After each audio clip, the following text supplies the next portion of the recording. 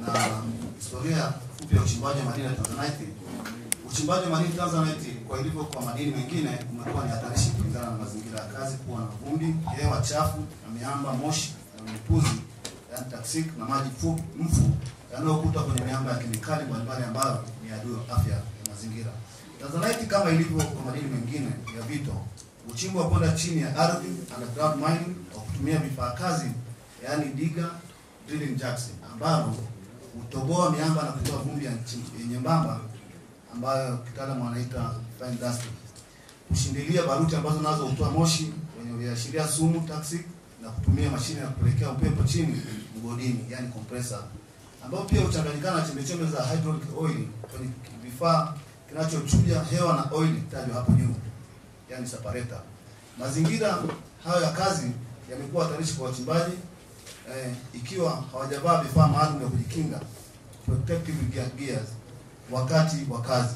Chanzo cha tatizo hili nilichokiona, itakumbuka kwamba uchimbaji wa Tanzanite ulianza muda mrefu ukiwa chini ya makampuni makubwa kabla ya kuigawa kwa wachimbaji wadogo mnamo 1992, ambapo ndipo uchimbaji rasmi ulianza kwa wachimbaji wadogo. Kwa wakati huo wachimbaji wadogo hawakuwa na elimu yoyote kuhusiana na uchimbaji salama na wenye kuzingatia kanuni za afya makazini.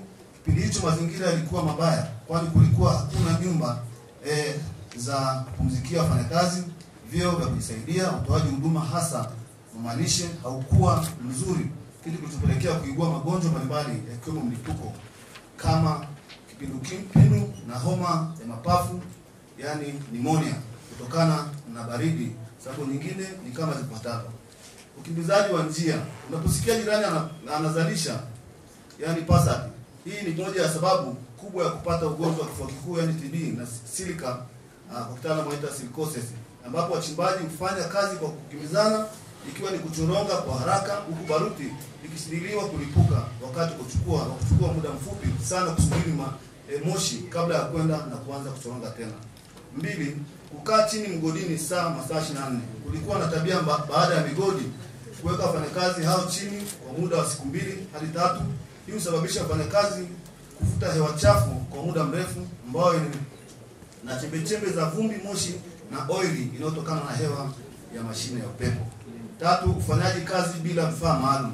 Kama ilivyoelezwa hapo juu, miaka hiyo ya 90 kulikuwa hakuna vifaa vya kujikinga na madhara ya uchimbaji usio salama, hivyo watu walifanya kazi kwa mazingira hayo kwa muda mrefu na kupelekea kuathirika bila kujua, na ndio maana wengi waliathirika na kupoteza maisha ni wachimbaji waliofanya kazi miaka hiyo.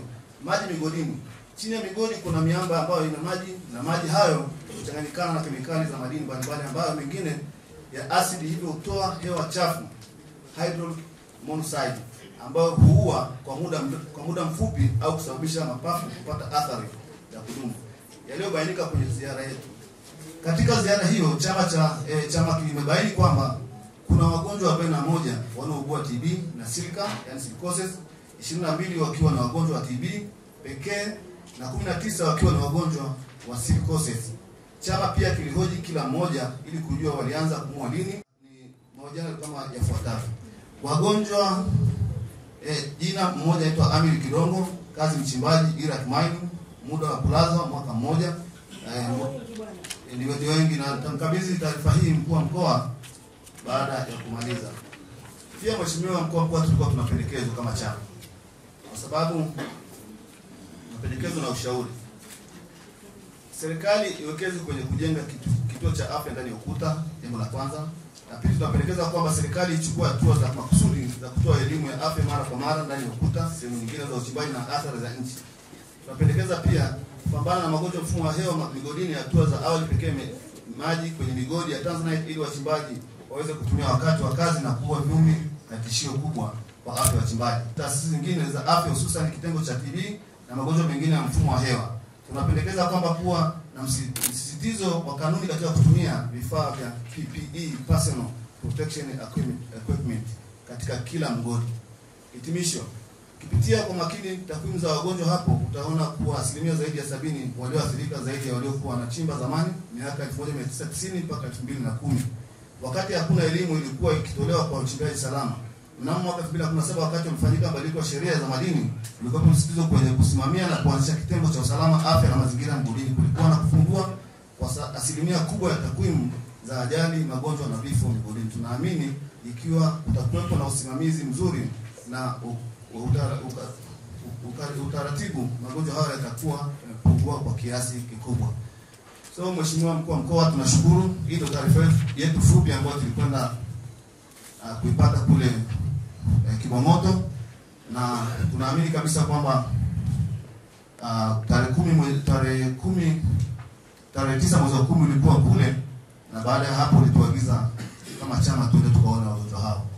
Lakini pia ushauri mwingine tulikuwa tunaomba sisi kama chama, kwa kweli maji na zahanati kule kwenye migodi ya Tanzanite ni muhimu sana.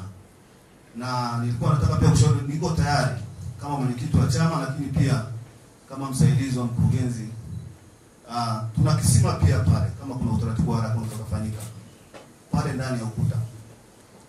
Tuna kisima pale cha kampuni, kama itawapendeza na wataalamu watakwenda watakufurahia. Tulikuwa na maji lita kama 100,000 na kitu kwa saa. Tuko tayari kukitoa ili waweze kusambaza maji pale. Kwa hiyo hayo napenda kukabidhi sehemu ya ripoti ambayo pia utaenda